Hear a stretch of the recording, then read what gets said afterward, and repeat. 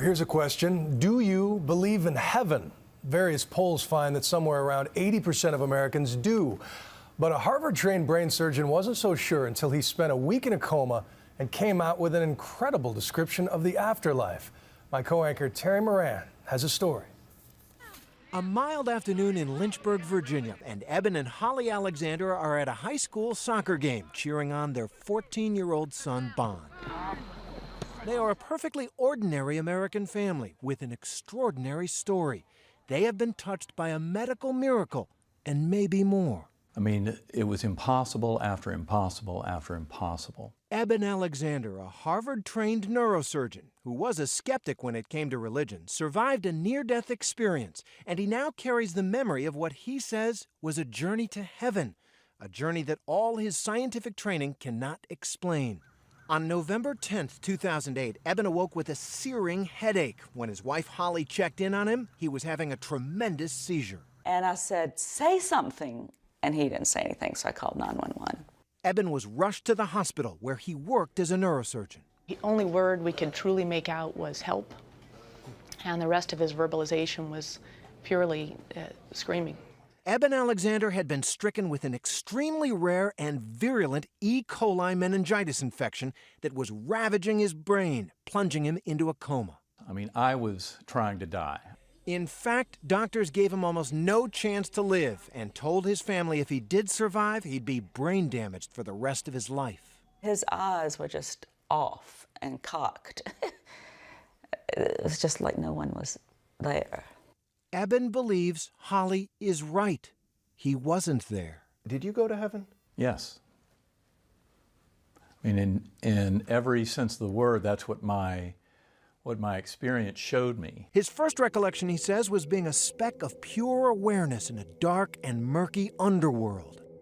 And then I was rescued by this beautiful spinning white light that had a melody, indescribably beautiful melody with it, that opened up into a bright valley.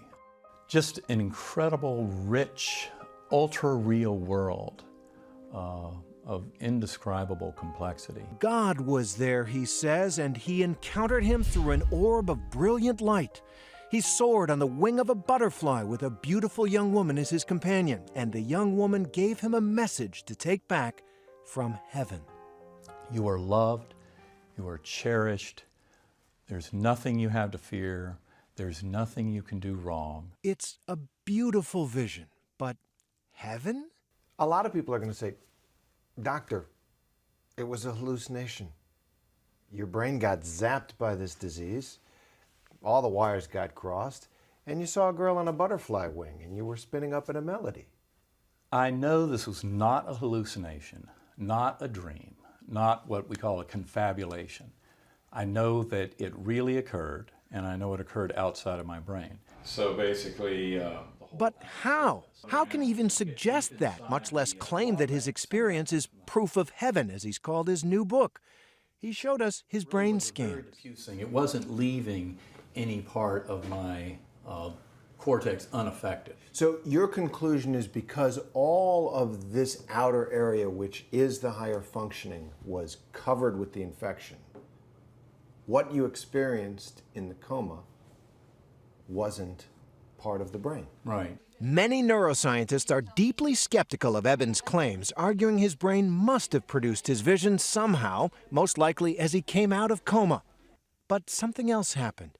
After he recovered, Eben, who was adopted, saw a picture of a sister from his biological family who died years ago, a woman he never knew. And I knew who my guardian angel was on the butterfly wing. It was the most profound experience I've ever had in this life. Your sister, by birth, and from a family that you didn't know because you were adopted, who died several years ago, who you had never met, you saw while you were in coma. Yes. And that was the key. That explained everything. Smells good, that's for sure. Dinner time at the Alexander home. Come, Lord Jesus, our guest to be, and bless these. They were not a particularly religious family before Eben's coma. He was a skeptic. Not anymore. This proves that our soul, our consciousness, our spirit doesn't depend on the existence of the brain and body at all, and easily is actually freed up to a much higher state of knowing when it's freed from this body.